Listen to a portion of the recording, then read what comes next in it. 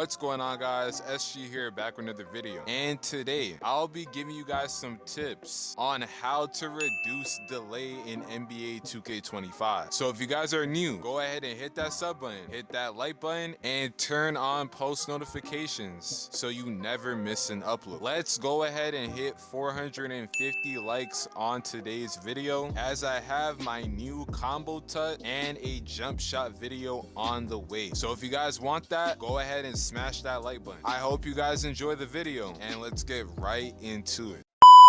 Now, one of the very first things you want to make sure you have if you want to reduce your delay in NBA 2K25 is a wired controller. Now, all you need to wire your controller is a charging cable, and all you want to do is plug in your charging cable to your Xbox or your PS5 and then plug it into your controller, and that should reduce your delay. Since you have a cable plugged into your console to your controller, it's a direct connection. So instead of playing wireless, being wired and having that direct connection will reduce your delay when playing the game. Now, if you're on Xbox, there are some good wired controllers that you can buy at a great price. You can go ahead and buy the GameSeer SE or the GameSeer HE. You can also go ahead and buy the Fusion Pro 4 or the Fusion Pro 3. And finally, you can go ahead and buy the 8-bit Do controller. Now, I've tried all three of these controllers in the last 3 months, and I can tell you the controller with the least amount of delay is gonna go to the GameSeer controller. These controllers have no delay, and it also is stick drift resistant. The controller I'm using right now is the Fusion Pro 4, and this is another great controller that doesn't get any delay. So if you want to go ahead and buy any of these controllers to help reduce your delay when playing any game, then go ahead. If you're on PS5,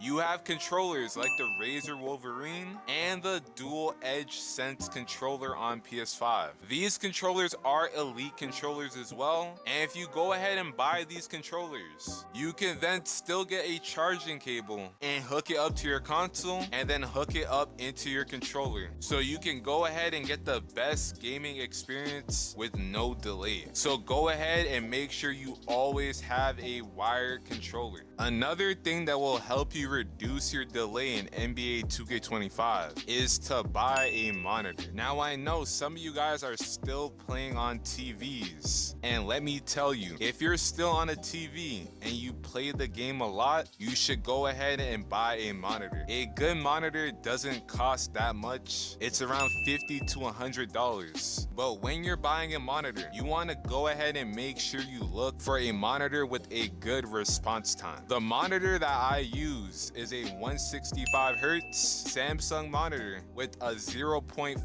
millisecond delay. Now, if you're playing on a TV usually has around anywhere from a 20 to a 10 millisecond delay. Now, the lower the millisecond delay is, it's gonna be a lot better and a lot smoother for your gameplay. Also, when you're buying a monitor, you want to go ahead and look for a monitor that's above 120 Hertz. Now, on NBA 2K, it does only cap at 60 frames per second, but when you're playing other games on your Xbox or your PS5, those games will cap at 120 Hertz, so you also want to go ahead and make sure you look for that. Now, another thing that is very, very important when it comes to reducing your delay in NBA 2K25 is buying a Ethernet cable. Now, when I used to play wireless, I used to get anywhere from a 250 megabyte download to a 500 megabyte download. As soon as I bought an Ethernet cable running from my router into my Xbox, I've been getting anywhere from 700 to a